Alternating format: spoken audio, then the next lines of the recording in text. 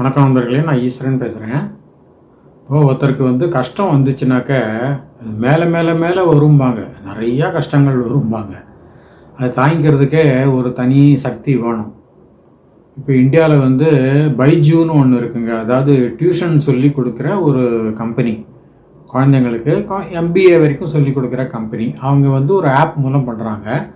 அதனுடைய தலைவர் ரவீந்திரன் அப்படின்னு பேர். அவர் கேரளாவை சேர்ந்தவர். அழிக்கோடு அப்படின்னு ஒரு கண்ணூர் டிஸ்ட்ரிக்டில் அந்த இதை சேர்ந்தவர். அவருக்கு என்ன ஆச்சுன்னா, அதாவது அவருடைய ஒரு ஸ்டேஜில் அவருடைய கம்பெனி ரொம்ப ஓஹோன்னு போச்சு. அதாவது $22 பில்லியன், மில்லியன் இல்லை பில்லியன், $22 பில்லியன் அவருடைய கம்பெனிக்கு வேல்யூ இருந்தது 2022 வாக்கில். அதுக்கப்புறம் பார்த்தீங்கன்னா திடீர்னு அவர் கஷ்டகாலம் ஆரம்பிச்சிது. சரன்னு கீழே போச்சு. இப்போ பார்த்தீங்கன்னா அவருடைய நெட்ஒர்த்து பார்த்தீங்கன்னா 0 அப்படிங்கிறாங்க. பாருங்கள், எவ்வளோ $பில்லியன் இருந்துட்டு இப்போ 0 நெட்ஒர்த்துக்கு வர்றதுங்கிறது யாராலையும் தாங்க முடியாது. அவருக்கு அந்த மாதிரி நிலைமை ஏற்பட்டிருக்கு. ஸோ இப்போ இவருக்கு என்ன சிங்கப்பூரில் என்ன ஆச்சுன்னு கேட்டிங்கன்னா, அதாவது கஷ்டத்துக்கு மேலே கஷ்டங்கிறது இதுதான். அது சிறை தண்டனை கொடுத்துருக்காங்க கோர்ட்டில். அதாவது 6 months ஜெயில் கொடுத்துருக்காங்க. அதுக்கப்புறம் ஒரு ஐ திங்க் $70,000 $90,000 ஃபைனும் போட்டிருக்காங்க. அதாவது இது எதுக்குன்னு கேட்டிங்கன்னா, இவருக்கு 2024 அப்போ தான் எக்கச்சக்க கஷ்டம் பீக்கில் இருந்திருக்கார். அப்போ கஷ்டத்தில் அப்போ சிங்கப்பூரில் ஒரு கோர்ட் என்ன பண்ணியிருக்கு, இங்கே அவருக்கு பிரான்ச்சஸ் எல்லாம் இருக்குது, அந்த இன்வெஸ்டாருக்கும் இங்கே கம்பெனியெல்லாம் இருக்குது. ஸோ அந்த கோர்ட் என்ன பண்ணியிருக்கு, 2024 அவரை அழைப்பாணை கொடுத்துருக்கு. இங்கே நீங்கள் கோர்ட்டில் ஆஜராகணும், எங்களுக்கு சில இன்ஃபர்மேஷன் கொடுக்கணும், சில டாக்குமெண்ட்ஸ் கொடுக்கணும், சில ஓனர்ஷிப் டாக்குமெண்ட்ஸ்லாம் நீங்கள் கொடுக்கணும் அப்படின்னு சொல்லியிருக்கு. 2024 சொல்லியிருக்கு. இவர் அதை இக்னோர் பண்ணிட்டார். அதுக்கு இவர் கோர்ட்டுக்கும் போகல, அந்த கேட்ட டாக்குமெண்ட்ஸையும் கொடுக்கல. அதுக்கப்புறம் அவங்க எவ்ரி 3 months 6 months கழித்து அவங்க ரிமைண்டர்லாம் கொடுத்துருக்காங்க. இவருக்கு அதுக்கு எந்த விதமான பதிலும் கொடுக்கல அவர். அதுக்கப்புறம் என்ன ஆயிருக்குன்னா, ஃபைனல் ரிமைண்டர் கொடுத்துருக்காங்க. அதையும் இவர் இக்னோர் பண்ணிட்டார். அதுக்கு ரிப்ளையும் கொடுக்கல, அவங்க கேட்ட டாக்குமெண்ட்டையும் கொடுக்கல. அதுக்கப்புறம் இன்றைக்கி, அதாவது 27th மே 2026 அன்றைக்கி கோர்ட்டில் அவருக்கு 6 மாதம் ஜெயில் கொடுத்துருக்காங்க. கண்டெம்ப்ட் ஆஃப் கோர்ட்னு பேர். அதாவது நீதிமன்ற அவமரியாதை அப்படின்னு அர்த்தம். ஏன்னா 2 years அவங்க கேட்டிருக்காங்க, நீ ஆஜராகிடும் கோர்ட்டில், சில டாக்குமெண்ட்ஸ் கொடுக்கணும், சில இன்ஃபர்மேஷன் கொடுக்கணும், சில ப்ரூஃப் எல்லாம் கொடுக்கணும்னு சொல்லி கேட்டிருக்காங்க. இவர் பதிலே கொடுக்காதனால அவங்க பொறுத்து பார்த்துட்டு இவருக்கு அந்த கண்டெம்ப்ட் ஆஃப் கோர்ட்டில் 6 months ஜெயிலும் கொடுத்துருக்காங்க, ஃபைனும் போட்டிருக்காங்க. அது பெரும் தொகை. அது கிட்டத்தட்ட ஒரு 60 லட்சம் 70 லட்சம் வருதுன்னு நினைக்கிறேன் இந்தியன் கணக்குக்கு. ஸோ இவர் இப்போ எங்கே இருக்காருன்னு தெரில. ப்ராப்ளி சிங்கப்பூரில் இல்லை போல இருக்கு. அவர் மேபி இந்தியாவில் இருப்பார். அவர் சொல்லியிருக்காரு, எனக்கு இந்த தண்டனை எனக்கு வியப்பாக இருக்குது, இருந்தாலும் இது நான் தவறு பண்ணதுக்கோ இல்லை ஏமாத்தினதுக்கோ இல்லை டிஸ்ஆனஸ்டியாக இருந்ததுக்கோ கிடையாது. இது ஏதோ ஒரு கோர்ட் ப்ரொசீஜரல் கேஸ் தான் இது. அதாவது is trying to downplay it. அதாவது நான் கோர்ட்டு கேட்ட இதை நான் டாக்குமெண்ட் கொடுக்கல, அதனால தான் அவங்க பனிஷ் பண்ணியிருக்காங்க, நான் தவறு பண்ணிட்டேன், குற்றம் பண்ணியிருக்கேன்னு பனிஷ் பண்ணல அப்படின்னு சொல்கிறார் அவர். அதாவதுங்க, இப்போது நார்மலாக கோர்ட்டோ இல்லை ஒரு கவர்மெண்ட் ஏஜென்சியோ, என்ஃபோர்ஸ்மெண்ட் டைரக்டரேட்டு, CBI CID அந்த மாதிரி இருக்கிறவங்க சம்மன்ஸ் அனுப்பிச்சா நம்ம போய் அட்டன் பண்ணணும், அந்த ப்ரெசன்ஸை கொடுக்கணும். ஏன்னா அவங்க கூப்பிட்ருக்காங்க, இந்த சில விசாரணைகள் பண்ணணும், உங்கள்கிட்ட சில தகவல்கள் எங்களுக்கு வேணும், உங்கள்கிட்ட சில நிரூபணங்கள்லாம் வேணும், அதனால் வாங்க அப்படின்னு சொல்லியிருக்காங்க. அப்போ நம்ம போகாமல் இருக்கக்கூடாது. அதுவே தப்பு.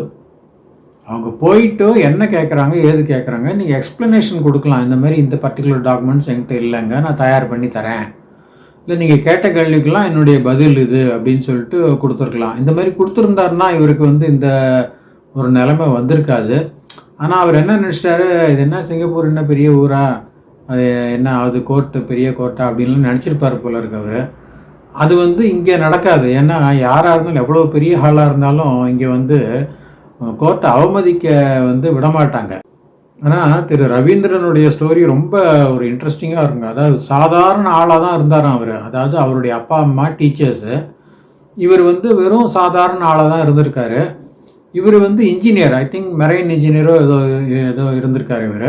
இவருக்கு என்ன ஒரு தனிப்பட்ட குணம்னா, இவர் வந்து பாடம் எடுப்பாராம். அதாவது டீச் பண்ணுறது வருமா இவருக்கு. இவர் டீச் பண்ணால் அந்த பசங்களுக்கெல்லாம் நல்லா புரியுமா.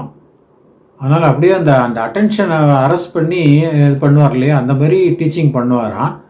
அதனால என்னாச்சுன்னா 2006 வாக்கில் இவர் டீச் பண்ண ஆரம்பித்தார். அதாவது கேட்னு ஒரு எக்ஸாம் இருக்குது, காமன் அட்மிஷன் டெஸ்ட்டுன்னு. அதுக்கு வந்து இவர் கிளாஸ் எடுத்திருக்காரு. அதாவது 1ஆம் கிளாஸ்லேருந்து MBA வரைக்கும் எடுக்கிறாராம் அவர். ஸோ அது வந்து நிறைய பேருக்கு வந்து இவர் மேலே ஒரு ஈர்ப்பு வந்துருச்சு. இவர்கிட்ட நம்ம போனோம்னா நல்லா புரியுது, பாடம்லாம் நல்லா சொல்லி கொடுக்குறாரு அப்படின்னு எக்கச்சக்கமாக கூட்டம் வர ஆரம்பிச்சிருந்தான். அதனால் அவர் வந்து ஒரு பெரிய ஒரு ஹாலையே எடுத்து டீச்சிங் பண்ண ஆரம்பித்தாராம். அந்த ஸ்டேஜில் தான் இவருக்கு என்ன தோணிருக்குன்னா, இவரே ஒரு கம்பெனி ஆரம்பிச்சிருக்காரு. ஏதோ ஒரு கம்பெனி இந்த மாதிரி திங்க்லனோ ஏதோ ஒரு கம்பெனி ஆரம்பிச்சிருக்காரு. அதுக்கப்புறம் 2015 வாக்கில் இவர் வந்து ஒரு ஆப் ஆரம்பிச்சிருக்காரு. அதாவது செயலின்னு சொல்கிறோம் இல்லையா, ஆப். அதில் வந்து பைஜூஸ் ஆப், லேர்னிங் ஆப்னு பேர். அது மூலம் அந்த ஆப்பில் நீங்கள் சைன்அப் பண்ணிங்கன்னா எல்லா விஷயத்தையும் அதில் போட்டிருக்காரு அவர். ஸோ அதில் யார் பணம் கட்டி சைன்அப் பண்ணுறாங்களோ அவங்க வந்து அதை ஆக்சஸ் பண்ணலாம். பண்ணிவிட்டு எந்தெந்த கிளாஸுக்கு என்னென்ன லெசன்ஸு அப்படின்னு சொல்லிட்டு நீங்கள் போட்டிங்கன்னா ஒன்றுத்துக்கு ஒரு ஃபீஸ் இருக்குது போல இருக்குது. அந்த மாதிரி அது ரொம்ப பாப்புலர் ஆயிடுச்சு. இன்டர்நேஷ்னல் லெவலெல்லாம் போய் லண்டனில் இதில் யூஎஸ்ஏல அங்கே எல்லா கண்ட்ரீஸ்லேயும் வந்து இது பாப்புலர் ஆகிடுச்சு. அதனால் அந்த நிறைய பணம் கொட்ட ஆரம்பிச்சிருக்கு அந்த கம்பெனிங்க, அந்த ஆப் மூலம். ஸோ அதனால தான் ஒரு ஸ்டேஜில் $22 பில்லியன் எட்டிருக்காரு நெட்ஒர்த்தில். அதுக்கப்புறம் என்னாச்சுன்னா, இந்த கோவிட் டயத்தில் தான் இதுக்கு ரொம்ப டிமாண்ட் அதிகமாச்சு. அதாவது 2015 ஆரம்பித்தார், 19, 20 கோவிட் வந்துருச்சு இல்லையா. அப்போ வந்து யாரும் வெளியில் போக முடியாது, எல்லோரும் வீட்டிலே இருக்கணும்னு சொல்லிட்டாங்க. அதனால் இந்த ஆப் வந்தது இவருக்கு ரொம்ப ஒரு பிளெஸ்ஸிங் மாதிரி ஆயிடுச்சு. அதனால் எல்லா ஸ்டூடெண்ட்ஸும் சரி, பேரண்ட்ஸும் சரி, இந்த ஆப் மூலம் பாடம் படிக்க ஆரம்பித்தாங்க. ஓரளவு எல்லாருக்குமே நல்லா தான் இருந்திருக்குன்னு சொல்லியிருக்காங்க ஃபீட்பேக்லேயும். அப்போ வந்து அந்த கோவிட் முடிஞ்ச உடனே என்னாச்சுன்னா, மெதுவாக எல்லோரும் வந்து விட்ரா பண்ணிட்டாங்க. ஏன்னா இவருடைய காஸ்ட் கொஞ்சம் ஹையாக, ஃபீஸ் வந்து ரொம்ப எக்ஸார்பிட்டண்ட்டாக சார்ஜ் பண்ணுறாரு அப்படின்னு சொல்லியிருக்காங்க. ஸோ கோவிட் டயத்தில் வேறு வழி இல்லை, வெளியிலலாம் போக முடியாது. அதனால் வீட்டிலே இருந்தபடி அந்த லேப்டாப்போ இதில் வச்சு பார்த்துருக்காங்க. ஸோ கோவிட்லாம் முடிஞ்சு நிலைமை ஓரளவு சகஜ நிலைமை வந்தவுடனே எல்லோரும் கிளாஸ்க்கே போயிட்டாங்களாம். நம்ம கிளாஸ்லேயே இப்போ கற்றுக்கலாம், இவ்வளோ பணம் கொடுக்க முடியாது அப்படின்னு சொல்லிட்டு விட்ரா பண்ணிட்டாங்க. அதனால என்னாச்சு, ரெவென்யூ குறைஞ்சிட்டே வர ஆரம்பிச்சிது.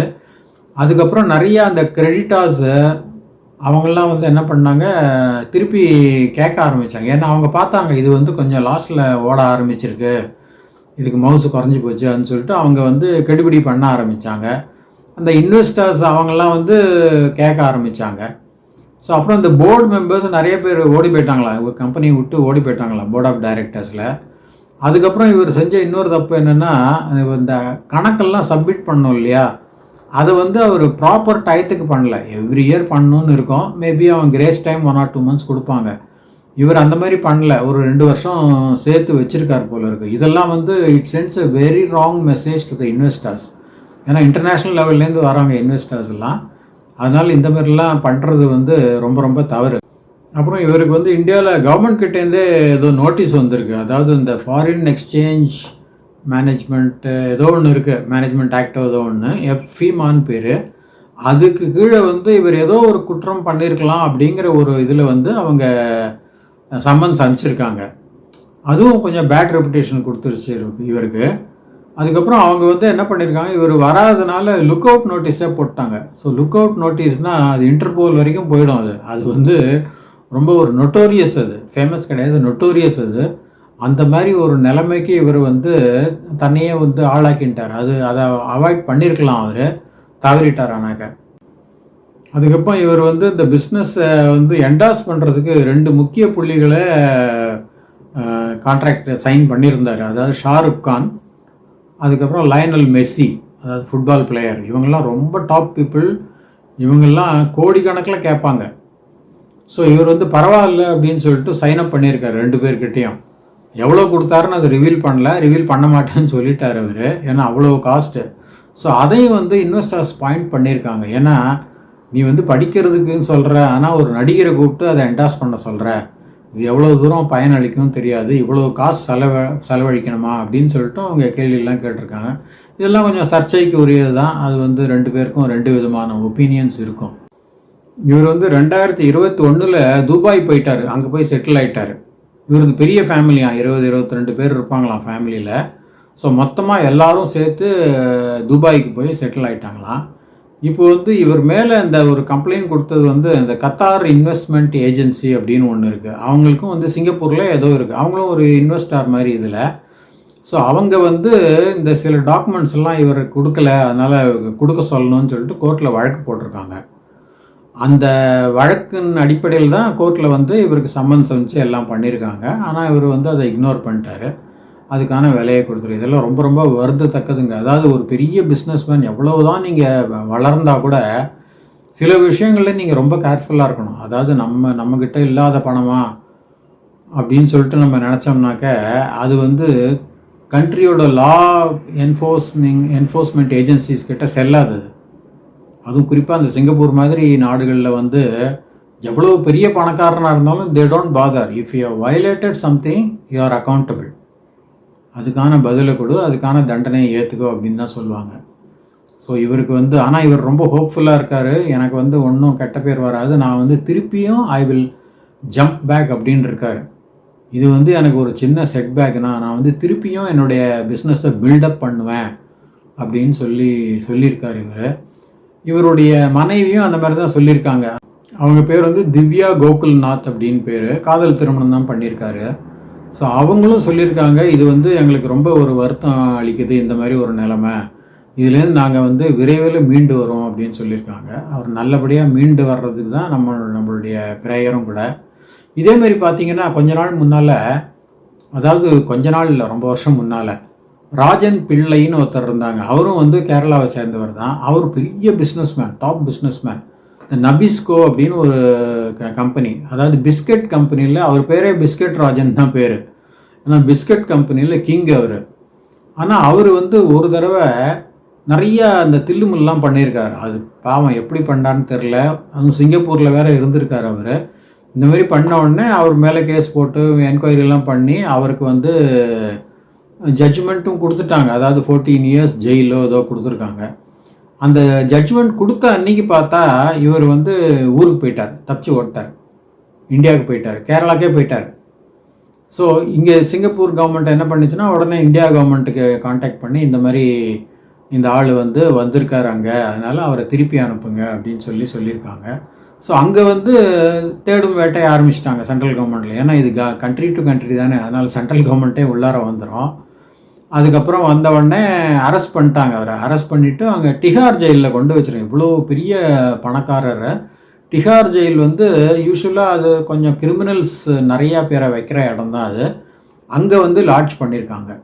ஆனால் இவருக்கு வந்து ஏதோ உடம்புல நிறையா கோளாறுகள் இருக்குது, அதனால் எனக்கு டாக்டர் பார்க்கணும், மருத்துவம் அர்ஜென்ட்டாக போகணும் அப்படி இப்படின்னு சொல்லியிருக்காங்க. அது வந்து ஜெயில் சூப்பரிண்டென்ட்டுக்கு அவங்க எழுதி அவங்க வந்து அந்த ஜெயில் டாக்டர்கிட்ட இது பண்ணி இவருக்கு செக் பண்ணுங்கன்னு சொல்லி ஏதோ பண்ணால் அதுக்குள்ளே பார்த்தா அடுத்த நாள் வந்து அவர் இறந்துடுறாரு because of the illness. So இது வந்து ஒரு ஆன்டி கிளைமேக்ஸ் மாதிரி ஆயிடுச்சு. இவர் வந்து 14 இயர்ஸ் ஜெயிலு கொடுத்துருக்காங்க சிங்கப்பூரில், ஆனால் இவர் வந்து தப்பிச்சு போயிட்டார். அதுவே முதல்ல தவறு தான் அது.